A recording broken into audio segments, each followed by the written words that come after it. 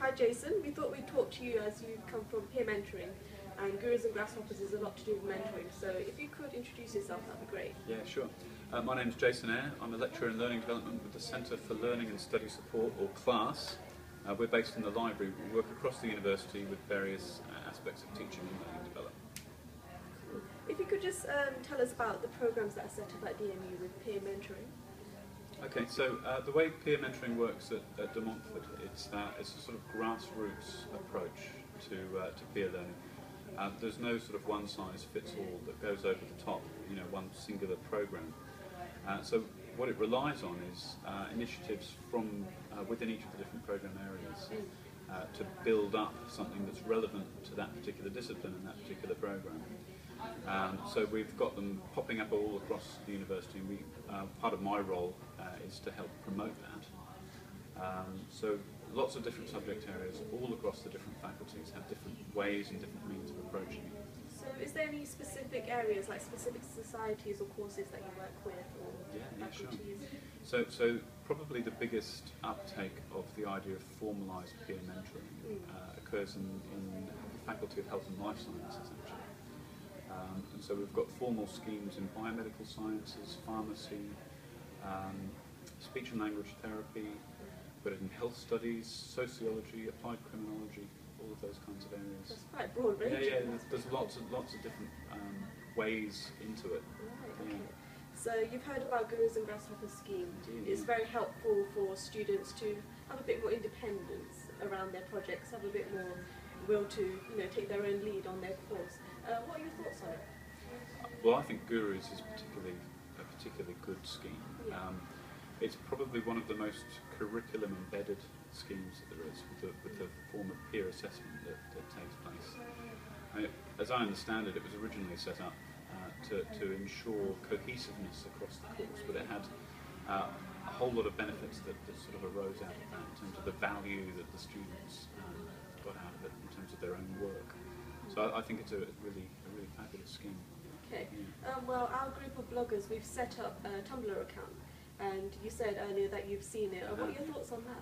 Well, I think that's one of the key ways to kind of to promote any kind of peer learning, peer mentoring approach is for the students themselves to do it. Because the whole value in peer learning and peer mentoring is the very fact that it's the student voice that's speaking rather than the lecturers.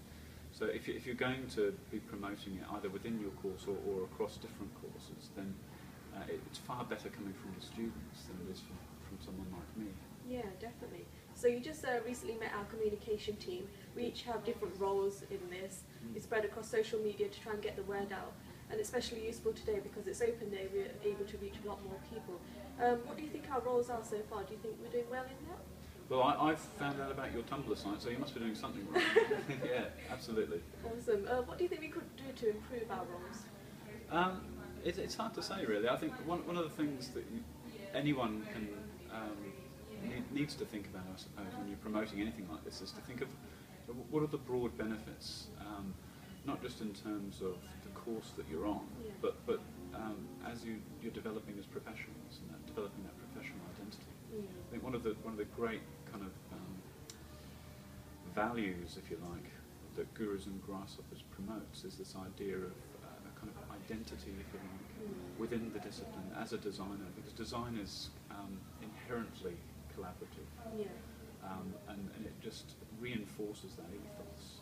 So if you're going to promote it, it's not just a matter of saying, well, this is something that we're doing for a lark or something that's kind of fun and just a uni-based bit of club or a society, but actually something that's really embedded in the discipline and is part of that kind of the ethos of being a designer. So it's part of enacting that design mentality, if you like, from the get-go. And I think that's such a valuable thing, particularly for first years and getting them involved as Grasshoppers. Yeah, we've definitely seen an improvement in confidence from first years as they go on. Well, what are your thoughts on the university's contribution towards it? Because right now it's very much student-led. Do you think they'll have any funding or promotion for the future? You have to ask them.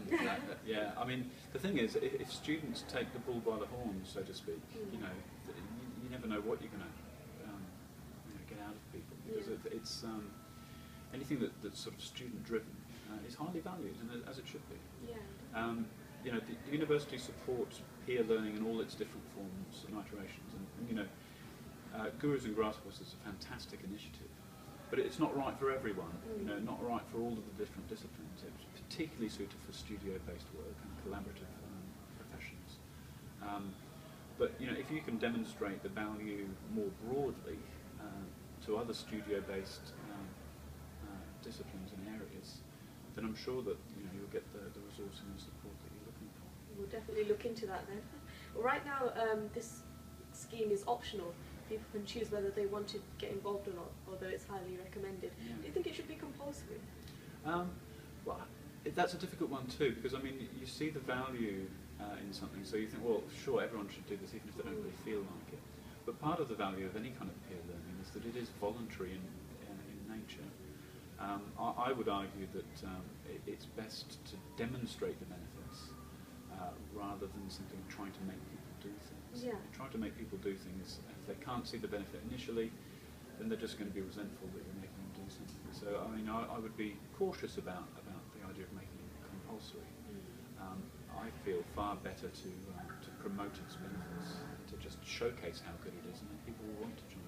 In that sense, we're probably doing a good job then, promoting it. Absolutely. Yeah. Okay, well, great. Thanks so much for talking to us. You're very, very welcome. Thank you. Cheers.